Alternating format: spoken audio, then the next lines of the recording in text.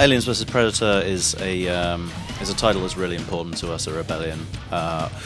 We did the original Jaguar version back in the 90s and the PC version in 1999.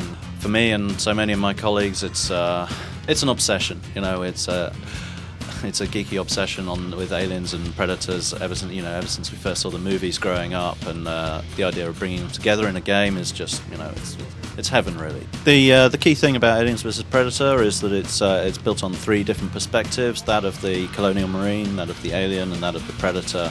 And the game delivers 3 separate single-player campaigns that's open to the player to choose whichever one they want to start with, just like the original games did.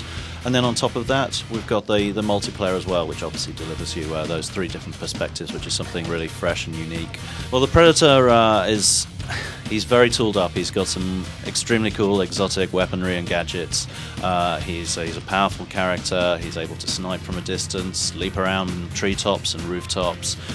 He's got his wrist blades for up-close combat, and he's got things like booby traps as well that he can use, and his cloaking device for stealth. The iconic vision modes from the games and the movies are there, and they're very present. You've got your thermal vision mode for spotting the Marines in the darkness and in the dense jungle, and the alien vision mode for spotting the aliens in the darkness as well. Well, the Marine, he does seem like he gets a bit of a rough deal with these intergalactic alien serial killers after him all over the place. But he's armored up. He's got some pretty awesome firepower as well. The other species, they don't have the rapid fire ranged weaponry like the pulse rifle. That's that iconic weapon that is actually probably a most effective weapon for taking down aliens. And but it's up to the Marine to keep his wits about him, use his motion tracker, spotting things in the darkness, and nailing his targets at a distance, because the last thing you need is a face full of acid blood from an alien.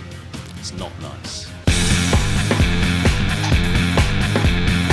Obviously, for the single-player campaign, 3 perspectives are crucial there, and you can safely assume that the 3 perspectives are key in multiplayer as well. And everybody has their favourite species, and within the team already, when testing multiplayer, people get pretty vociferous about which one their favourite is, and there's no better way to settle those kind of arguments than in a multiplayer deathmatch. Now, I guess one of my favourite things about it is the fact that we've really sort of nailed the sense that the aliens, they're a really intelligent and formidable foe. You can't predict what they're doing. They're hiding in the dark. They're using the vents to get around and hunt you in the darkness, and at the same time, if you know one's there, you have to deal with it, and you're having to venture into the darkness to get closer to take it out, which is exactly what you don't want to do. It's that sense of fighting against your fear to take it out. And then playing it again, the alien doesn't behave exactly the same way. It keeps me guessing, even though I know how the game is set up, I know how it's supposed to play,